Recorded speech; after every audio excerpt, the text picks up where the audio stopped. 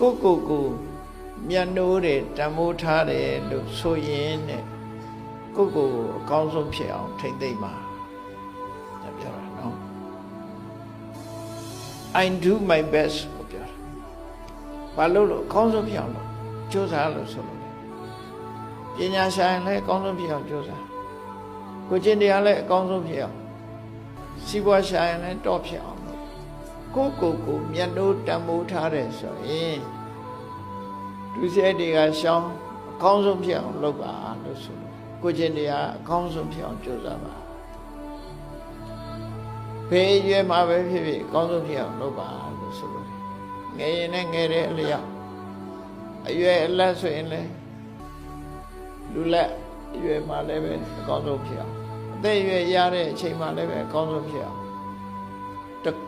ကိုအကောင်းဆုံးဖြစ်အောင်ကြိုးစားပါတဲ့တိဏ္ဏမညတရံရမှာတိဏ္ဏမညတရံရမှာလူတွေမှာအရွယ်၃မျိုးရှိတယ်ခုနပြောတဲ့33နှစ်33နှစ်နဲ့ပိုင်းလိုက်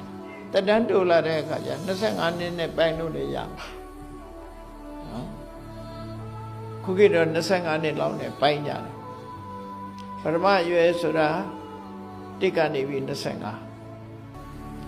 26ကနေပြီးတော့50ဟုတ်တယ်50ကြာလို့ရှိရင်ရွှေရုလို့ပြောကြတာလူဟာအသက်50ရှင်ထိတ်ရောက်သွားပြီတကယ်ရွှေဖြစ်သွားပြီအဲ့ဒီဟိုဘက်ကြာတယ်မလာတော့အကောင်ထိတ်ရောက်သွားပြီထိတ်ရောက်သွားရင်ဘယ်လိုပြန်ဆင်းဖို့ပဲရှိတယ်နော်တောင်ထိတ်ရောက်သွားရင်ပြန်ဆင်း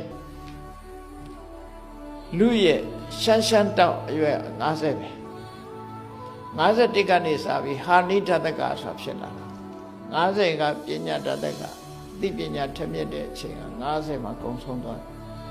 51ကနေစပြီးတော့အဆင်းမယ်တခါတည်းဆင်းနေမှာပဲအဲဆင်းတဲ့အခါမှာ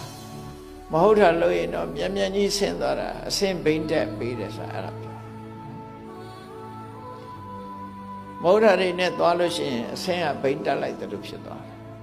ဝေါကနေဆင်းသွားတာလည်းရှိတယ်ဖြည်းဖြည်းဆင်းတာလည်းရှိတယ်အဆင်းကအမျိုးမျိုးရှိတယ်ပေါ့နော်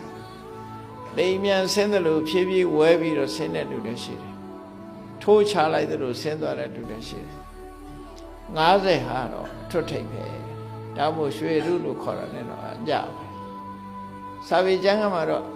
50ကိုပညာဓာတကလို့ခေါ်တယ်အသိဉာဏ်ထက်မြက်တဲ့ရွယ်လို့အဲ့တော့25စီပိုင်းလိုက်လို့50ဟာ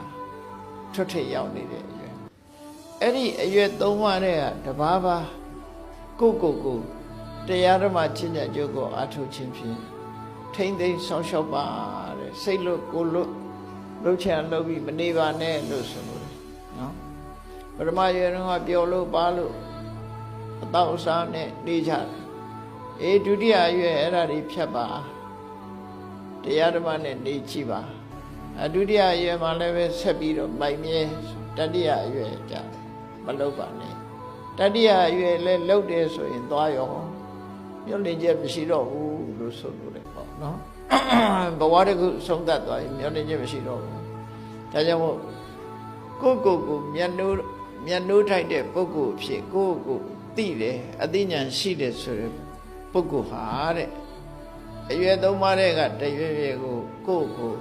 အကောင်းဆုံးဖြစ်အောင်ထိမ့်သိမ်းဆောက်ရှောက်ပါမြတ်စွာဘုရားဒါသတိပေးဆုံးမတဲ့စကားလေးတွေပဲနော်အရွယ်သုံးပါးလုံးမှာဆောက်ရှောက်မှုတစ်ခုမှအမြတ်ရအောင်မလုပ်လိုက်ဘူးဆိုလို့ရှိရင်မျောလင်းချက်ကင်းတဲ့ဘဝတစ်ခုဆုံးသက်သွားပြီ